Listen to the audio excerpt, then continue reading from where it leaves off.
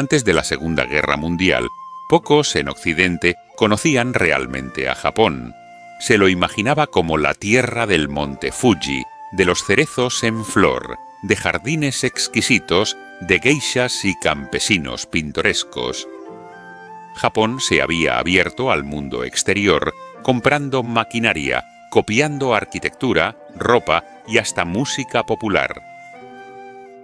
Incluso había adoptado juegos como el béisbol, que practicaban con disciplina casi militar, convencidos de que servía para fortalecer el cuerpo con miras a la guerra.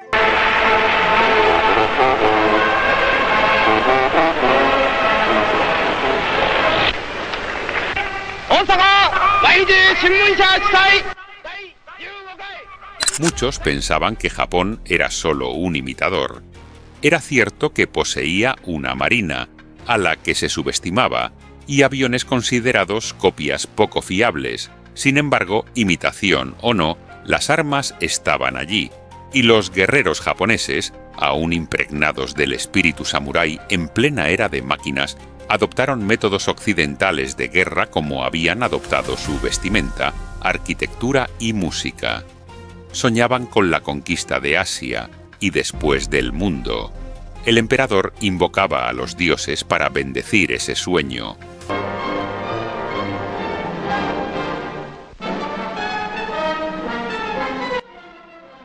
Italia también soñaba con un imperio. En 1935 provocó un incidente en Etiopía. Con la represión interna consolidada mediante el uso de la violencia, el aceite de ricino y los campos de concentración, Mussolini estaba preparado. Italia contaba entonces con la fuerza aérea más poderosa de Europa. El emperador Haile Selassie reunió a sus guerreros, armados apenas con lanzas y viejos fusiles, para enfrentar tanques, cañones, ejércitos entrenados y aviones. La matanza duró menos de 2 años.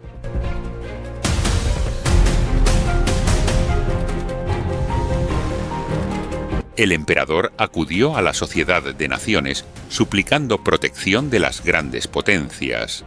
Se aplicaron sanciones, pero de forma incompleta. 2 años después, la guerra había terminado. Italia se unía a Japón en la senda de la agresión.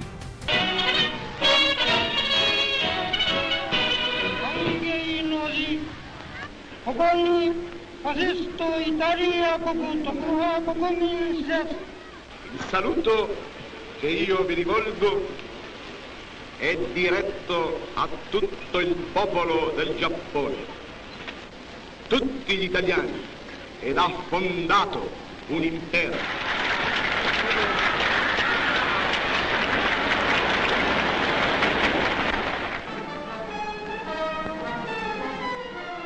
El 13 de marzo de 1938, Hitler entró en Austria. La tríada de agresión quedaba completa. Durante 4 años había planificado en secreto. Los nazis austríacos habían asesinado al canciller Dollfuss por negarse a ser su títere. Alemania, desafiando el Tratado de Versalles, había establecido el servicio militar obligatorio, revelado su ejército oculto, adaptado su enorme industria para la guerra y reocupado la zona desmilitarizada de Renania. La derrota de 1918 parecía borrada. Así, Hitler avanzó hacia Austria. Su anexión fue casi sin derramamiento de sangre. Pero no del todo. En España, fuerzas alemanas e italianas ya combatían. El general Franco se había sublevado contra el gobierno republicano y recibió ayuda de Alemania e Italia, mientras que la República obtuvo algún apoyo de la Unión Soviética. Las democracias occidentales proclamaron una política de no intervención. España se convirtió así en un ensayo general de la guerra a gran escala, un laboratorio perfecto para probar nuevas armas y tácticas. Los españoles fueron los conejillos de Indias, hombres, mujeres y niños. Fue una guerra larga que finalmente terminó por hambre.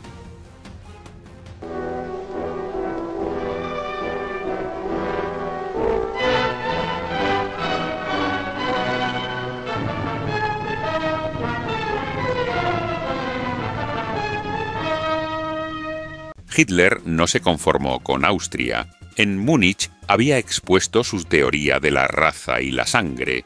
Reclamaba la incorporación al Reich de todos los pueblos de habla alemana.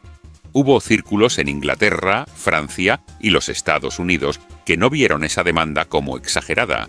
Hitler exigió a Checoslovaquia la cesión de los Sudetes, la región del país donde vivía una gran población germana. Francia estaba ligada por tratado a la república surgida del antiguo imperio austrohúngaro. Además, Francia y la Unión Soviética mantenían un pacto defensivo y el destino de Gran Bretaña estaba entrelazado con el de Francia. Por eso se reunieron en Múnich Hitler, el primer ministro Chamberlain de Gran Bretaña, Mussolini y el primer ministro Daladier de Francia. Como las democracias europeas anhelaban la paz, decidieron apartar ese problema del camino, eliminaron la fuerza militar checa y la pequeña línea Maginot que la protegía. Europa suspiró aliviada, en Italia celebraron. La gente quería paz.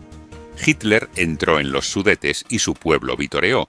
Para muchos él era el hombre milagroso, un líder que conquistaba con palabras. Parecía una guerra nueva, una guerra sin disparos, con bandas, flores y desfiles. Una guerra sonriente, casi festiva. No se había herido a nadie. La guerra parecía un día de fiesta.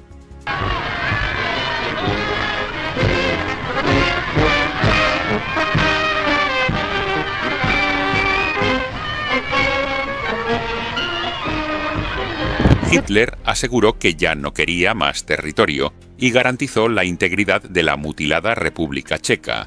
Hizo una pausa y luego marchó sobre Praga. La República quedó destruida. Las democracias habían perdido así a un aliado valioso. Italia recibió como recompensa Albania, otra anexión prácticamente sin sangre, con escasa resistencia. Entonces Europa empezó a comprender que el hambre de los agresores no podía ser apaciguada. El 14 de abril de 1939, el presidente Roosevelt apeló a Hitler y a Mussolini pidiendo una garantía de paz por 10 años. Hitler se burló, llamando a quienes él veía como sus futuras víctimas. Nombró a Lituania, Estonia, Noruega, Suecia, Dinamarca, Holanda, Bélgica, Gran Bretaña, Irlanda, Francia, Portugal, España, Suiza, Liechtenstein, Luxemburgo, Polonia, Hungría, Rumanía y Yugoslavia, y el Reichstag rugió. Hitler ya había firmado un tratado de amistad con Polonia y le había cedido una porción del territorio checo. Ahora parecía que Polonia estaba destinada al sacrificio. Las democracias se comprometieron a socorrer a Polonia. Entonces, Hitler ejecutó lo que en su momento pareció una jugada política maestra. Habiendo llegado al poder como supuesto salvador de Alemania del comunismo, con apoyo incluso en ciertos sectores de las democracias por su postura anticomunista, Hitler envió a su ministro de Exteriores, von Ribbentrop, a Moscú. La política de seguridad colectiva representada por Maxim Litvinov había quedado descartada en Múnich. Ahora, la Unión Soviética y Alemania firmaron un tratado de amistad. La maquinaria propagandística alemana se puso en marcha, porque aún en una dictadura es necesario preparar a las masas para la guerra. Pero Polonia se mantuvo firme. Gran Bretaña también. Hitler no declaró la guerra de inmediato. El 1 de septiembre de 1939 atacó sin aviso como acostumbra el agresor. Pronto verán el propio registro fotográfico de Hitler sobre el Blitz en Polonia. La fórmula es sencilla. Primero, elegir a la víctima. Un ejército que vive anclado en el pasado, con pocos aviones y tanques.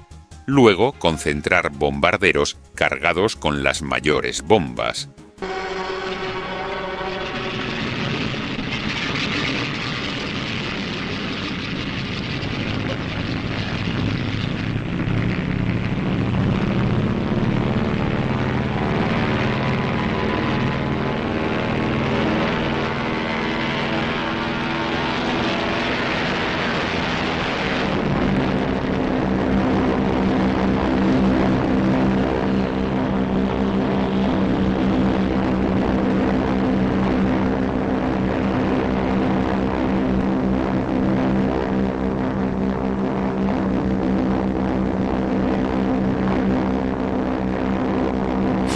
atacar sin previo aviso, destruir la fuerza aérea enemiga en tierra, abatir a quienes intenten huir por el aire, seguir golpeando una y otra vez, golpear ferrocarriles para impedir la movilización de hombres y suministros, aislar a los ejércitos, atacar en el mar, en tierra, con tanques contra fuerzas y con piezas de artillería pesada contra sables y fusiles, elegir el momento conforme al clima que favorezca a las máquinas, atacar las ciudades para que la población huya y entorpezca el movimiento de los ejércitos, de modo que mujeres y niños mueran en las calles o en refugios improvisados.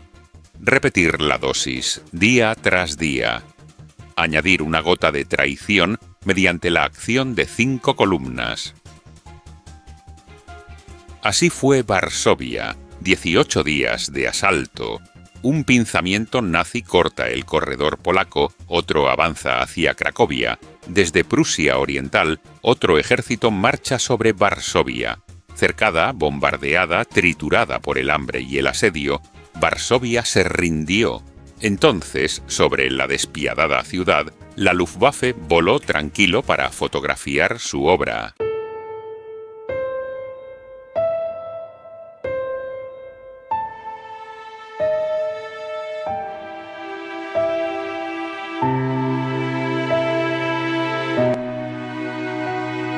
En tierra, la potencia dominante comenzó a organizar la primera de sus poblaciones sometidas, un pueblo aturdido, conmocionado y hambriento, cuyas penalidades no terminan con el armisticio ni con la ocupación, y cuya resistencia continúa.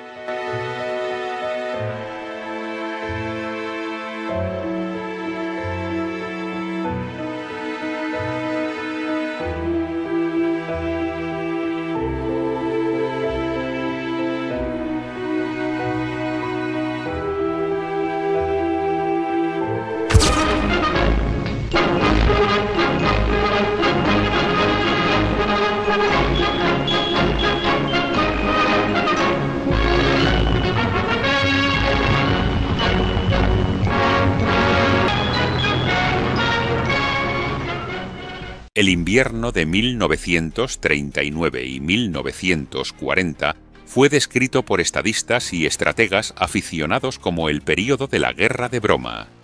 Barcos fueron hundidos en la batalla del Atlántico y hombres murieron durante esta llamada Guerra de Broma, pero no hubo batallas terrestres.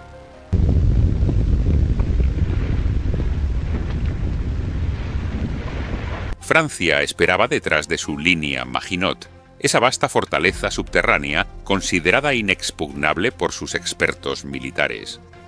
La estrategia aliada se basaba en rendir al Reich mediante el hambre, que los ejércitos alemanes colapsaran por falta de combustible, alimentos y materias primas.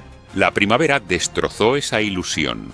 Noruega y Dinamarca habían apostado su supervivencia a una estricta neutralidad, buscando escapar de la guerra. Sus simpatías estaban con los aliados, pero tomaron extraordinarias precauciones para no ofender a Hitler. Así, el 9 de abril, Alemania invadió Dinamarca y Noruega. Dinamarca era incapaz de resistir y no lo hizo. Noruega quedó sorprendida por una avalancha de fuerza y traición. Invasores ocultos en barcos mercantes desembarcaron en puertos noruegos. Quisling, un político colaboracionista, encabezó la quinta columna, sembrando confusión y pánico. El 10 de mayo, Hitler invadió Holanda y Bélgica. Estos países también habían confiado en que la neutralidad los libraría de la guerra, pero Hitler los atacó sin previo aviso porque había decidido que la batalla de Francia se ganaría mejor flanqueando la línea Maginot. No tenía disputa con ellos, eran simplemente carreteras convenientes hacia Francia. Simultáneamente, las fuerzas alemanas arrollaron Holanda, Bélgica y Luxemburgo.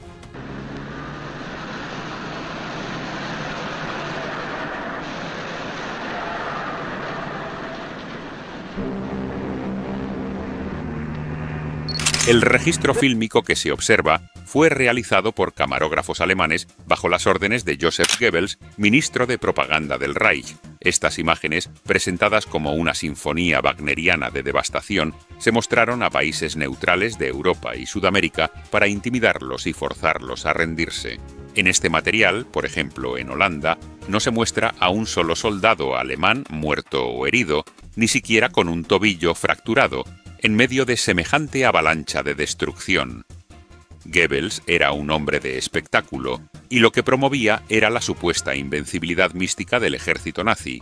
Ese fue su mensaje, hasta que Gran Bretaña se negó a rendirse ante la armada aérea de Goering, y hasta que en el frente oriental más de 1 millón de soldados alemanes serían abatidos.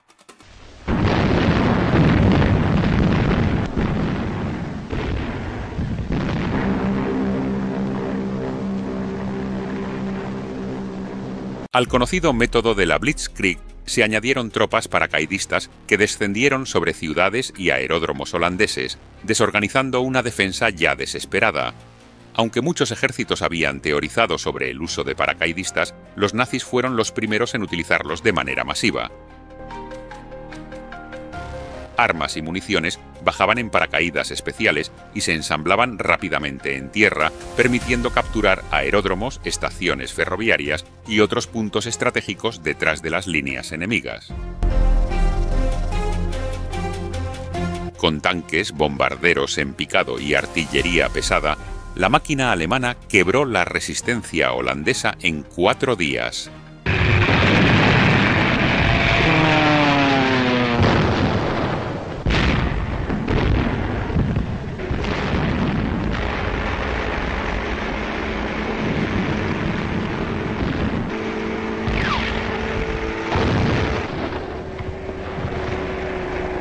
Ciudades y pueblos ardían mientras los invasores avanzaban a ritmo implacable, cercando defensores, destrozando ejércitos y arrasando hogares y comercios de quienes habían osado resistir. Refugiados desconcertados abarrotaban los caminos, buscando escapar donde no había escape. Róterdam fue bombardeada incluso después de que las fuerzas holandesas se hubieran rendido.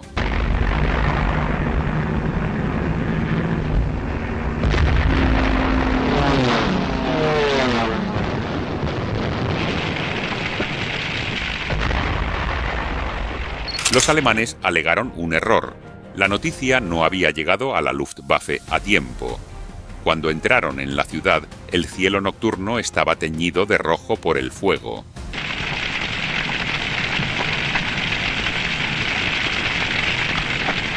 A la mañana siguiente, aviones de reconocimiento sobrevolaron Róterdam, como antes lo habían hecho en Varsovia, registrando para la propaganda del Reich otro testimonio de la eficacia de la Luftwaffe, mientras la ciudad enterraba a sus muertos y se completaban las negociaciones formales de la rendición. Fueron necesarios 18 días más para derrotar a los belgas y empujar al ejército anglo-francés hacia el mar. Las tropas francesas y británicas acudieron en ayuda de Bélgica, pero las guerras no se ganan con improvisaciones, y la insistencia belga y holandesa en mantenerse neutrales había impedido coordinar una defensa común antes del ataque.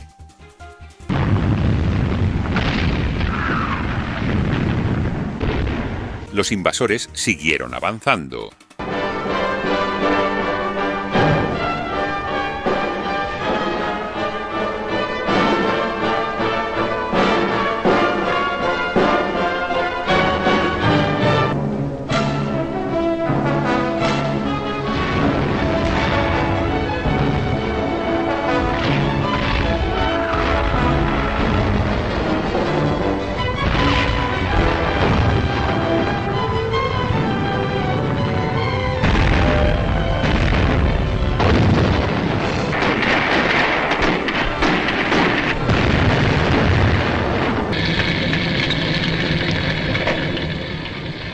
Otra ciudad cayó víctima de la ofensiva. Una vez más, sus habitantes tomaron los caminos intentando escapar de los incendios que se extendían tras ellos. La catedral se derrumbó envuelta en llamas. Los invasores siguieron avanzando. Al amanecer, los refugiados aún huían a ciegas. Observadores confiables señalaron que fueron ametrallados desde el aire, aunque no existe evidencia fotográfica de ello. Esto era lo que huían desesperados por evitar. La máquina de guerra alemana seguía adelante y tras un día de destrucción solo se detenía para dormir. Esto fue en Amberes, donde los aliados en retirada incendiaron tanques de petróleo. Bruselas fue declarada ciudad abierta y se salvó de la destrucción. Las tropas alemanas entraron sin encontrar resistencia. Bélgica estaba condenada y el rey Leopoldo capituló.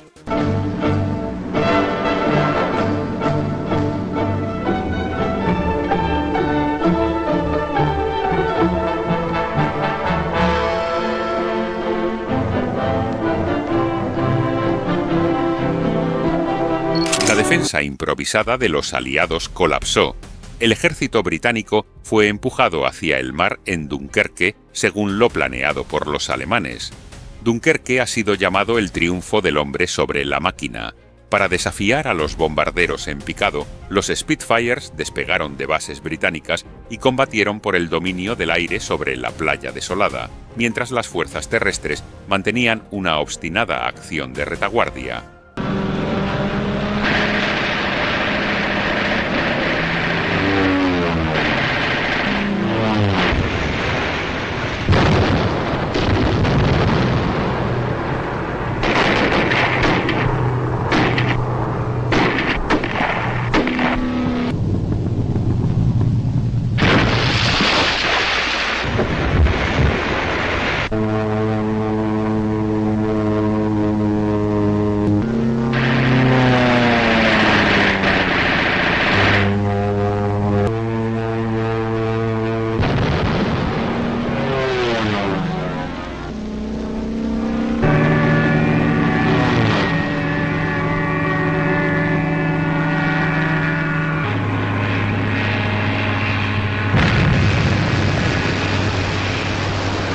Barcos británicos, cruceros, destructores, yates, embarcaciones de paletas, cualquier cosa que pudiera flotar, cruzaron el canal y evacuaron a unos 350.000 soldados británicos y franceses de regreso a Inglaterra.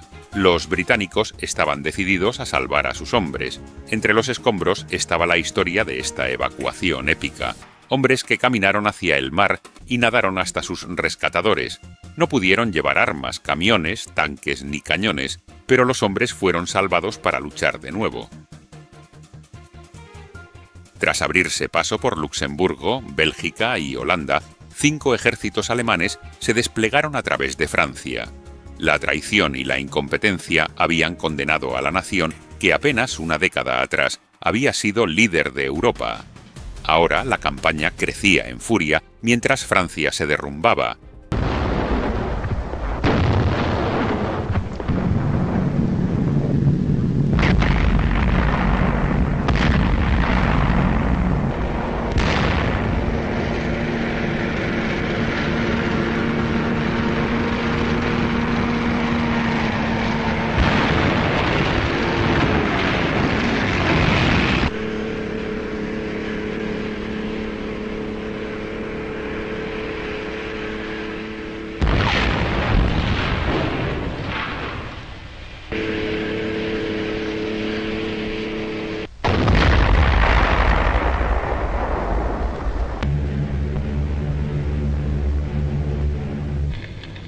Esto fue Rouen. París evacuaba a sus niños. Hubo conversaciones sobre defender la ciudad calle por calle. Ese plan fue abandonado. Desde el principio, tanto franceses como británicos intentaron evitar a los niños el horror de la guerra, pero la separación fue dolorosa.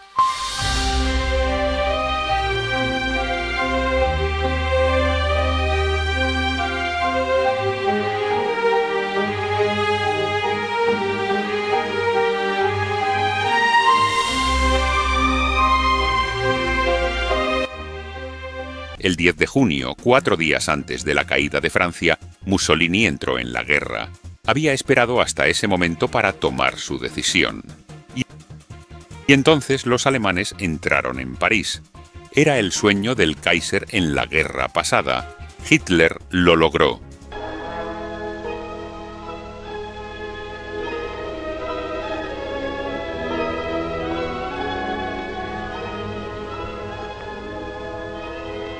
Con la caída de Francia y el triunfo de Hitler en París, Europa parecía perdida. Solo Gran Bretaña permanecía en pie, a pocos kilómetros de la amenaza nazi. El mundo se preparaba para una nueva fase de la guerra: bombardeos, invasiones y resistencia. La Primera Guerra Mundial terminó oficialmente en este vagón de tren, donde el mariscal Foch recibió a los delegados del derrotado ejército alemán. Hitler se apoderó de este mismo vagón para lo que creía sería el final de la Segunda Guerra Mundial. El ejército francés había dejado de existir. Hitler era el amo de Europa. Inglaterra parecía destinada a rendirse, pues aunque había rescatado a sus hombres de Dunkerque, no había logrado salvar su equipo militar. Los soldados alemanes cantaban «Navegamos contra Inglaterra».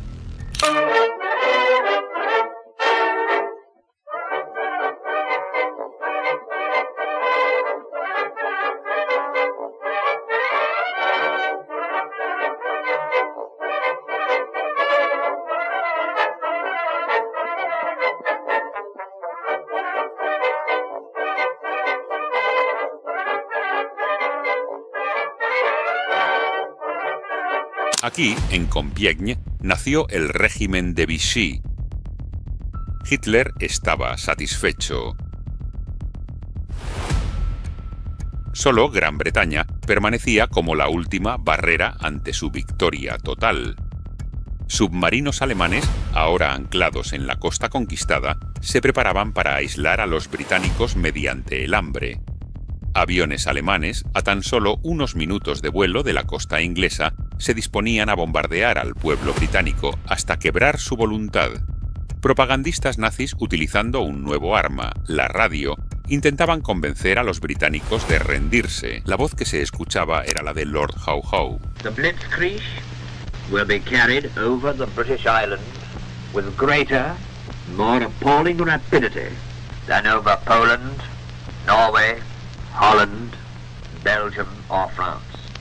El primer ministro Winston Churchill inspiró a su pueblo en lo que llamó su hora más gloriosa. Les había ofrecido solo sangre, sudor y lágrimas, y su pueblo aceptó el desafío. Gran Bretaña combatía en los 7 mares, mientras el invasor estaba apenas a 20 millas de distancia, y la flota francesa ya no era su aliada.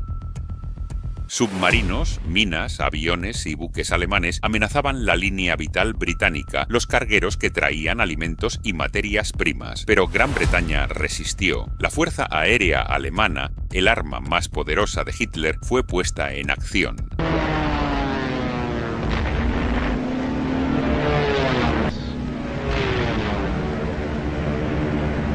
Bombardearon puertos ingleses, ferrocarriles y fábricas, intentando cortar el suministro desde su origen. Bombardeaban de día, y cuando la Real Fuerza Aérea derribó más de 180 bombarderos en una sola jornada, comenzaron a bombardear de noche. El rostro de Londres cambió. Monumentos históricos desaparecieron. Noche tras noche, la ciudad ardía.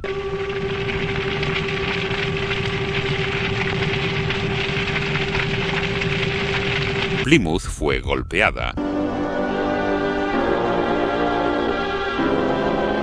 Coventry también.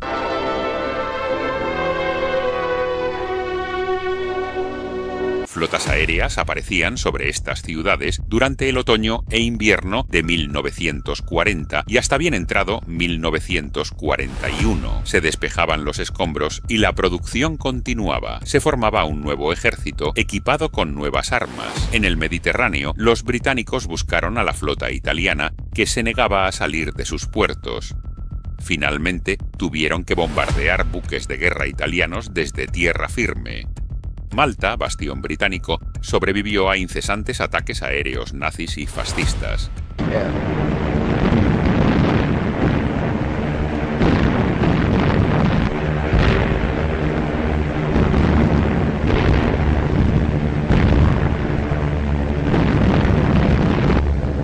En África, el general Sir Archibald Wavell avanzó por Libia, destruyendo el efímero imperio de Mussolini. Los británicos capturaron Eritrea y Somalilandia, y en mayo de 1941, Haile Selassie fue restaurado en su trono. Bajo el mando del mariscal Rommel, las fuerzas alemanas se adentraron en Egipto, pero los fascistas italianos ya habían perdido la guerra en África, así como en Europa. Los prisioneros italianos capturados en Libia marchaban hacia los campos de detención y el nombre de Mussolini había perdido su brillo.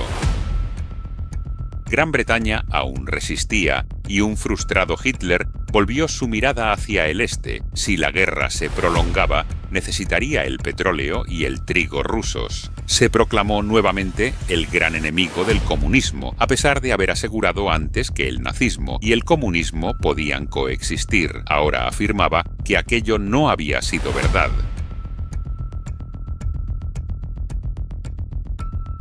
En Berlín, los portavoces militares aseguraban que los ejércitos soviéticos serían destruidos en 6 semanas. Los restos se retirarían más allá de los Urales, donde los japoneses podrían encargarse de ellos después. Joseph Stalin movilizó al pueblo soviético. Soldados y civiles, sorprendiendo al mundo, se levantaron con una determinación inesperada.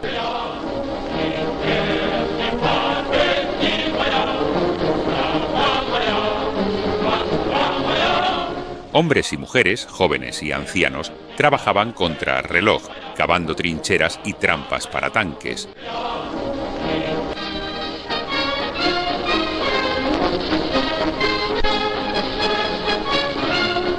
Se entregaron armas a civiles que operarían detrás de las líneas enemigas, y las baterías antiaéreas se prepararon para resistir el avance de la Luftwaffe. Los rusos estaban decididos a evitar que Hitler tomara lo que deseaba. Cuando la invasión se intensificó, los campesinos incendiaron sus cosechas y sus hogares para dejar solo cenizas al invasor.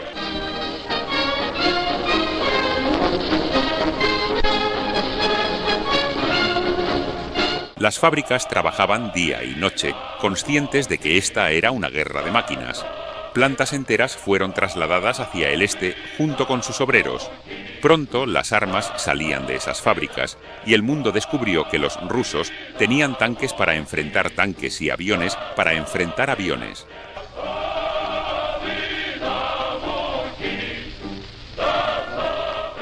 Aunque los soviéticos se replegaban, infligían fuertes bajas al enemigo. Los prisioneros alemanes capturados se mostraban sorprendidos por la feroz resistencia. El invierno halló al ejército ruso aún intacto y las bajas alemanas ya se contaban por millones. Los soviéticos habían resistido y logrado mantener su línea.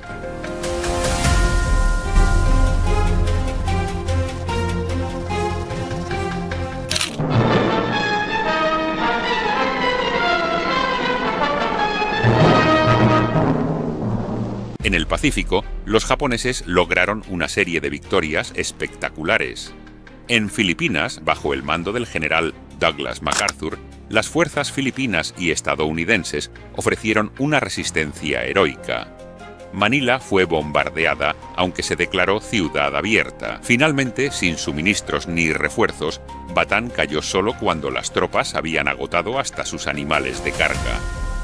MacArthur estableció su cuartel general en Australia, preparándose para la contraofensiva. Aunque los países democráticos no estaban listos para una guerra total, comenzaron a reorganizar su producción. En marzo de 1941 se aprobó la Ley de Préstamo y Arriendo, que transformó a Estados Unidos en el arsenal de las naciones libres. Se inició la conversión de la industria civil en industria de guerra. Fábricas de aviones, buques, tanques, armas y municiones. Se reunieron los recursos naturales: hierro, acero, petróleo y carbón. Se expandió la marina, llamada a combatir en todos los océanos, y se entrenaron ejércitos modernos con nuevas tácticas y armamento.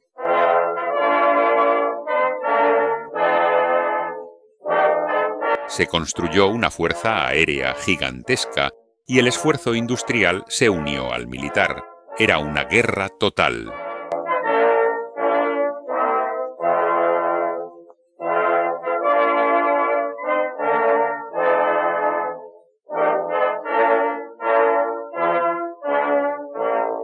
9 países latinoamericanos rompieron relaciones con el eje: Colombia, Bolivia, Brasil, Ecuador, México, Paraguay, Perú, Uruguay y Venezuela. Poco después, otras naciones declararon la guerra: Cuba, Costa Rica, República Dominicana, El Salvador, Guatemala, Haití, Honduras, Nicaragua y Panamá. México se uniría en junio de 1942. Aún en los países ocupados, la voluntad de resistir sobrevivía. Holandeses, belgas, yugoslavos, griegos, checos, filipinos, polacos, noruegos y franceses libres continuaban luchando. En esta guerra, los pueblos del mundo luchaban por un futuro sin guerra para sus hijos. Gran Bretaña, más fuerte en su tercer año de guerra, atacaba los cielos de Europa ocupada con grandes escuadras de bombarderos. Rusia combatía con tenacidad incomparable, sin pedir ni ofrecer clemencia. China, paciente y resistente, seguía luchando como lo había hecho sola durante años, y los pueblos de América, con sus recursos y trabajo, luchaban en los campos, las fábricas y los mares, enfrentando una guerra dura y prolongada, pero una guerra que estaban decididos a ganar. La historia de la Segunda Guerra Mundial no fue solo una lucha de ejércitos, sino de ideales, de sacrificios y de resistencia. Millones de personas, desde los campos helados de Rusia hasta las islas del Pacífico, lucharon y murieron por un mismo propósito: poner fin a una guerra que amenazaba con consumir al mundo entero. Gracias por acompañarnos en esta tercera parte de la Segunda Guerra Mundial. Si te apasiona la historia, no olvides dejar tu like, suscribirte y activar la campana para seguir descubriendo los hechos que moldearon nuestro mundo.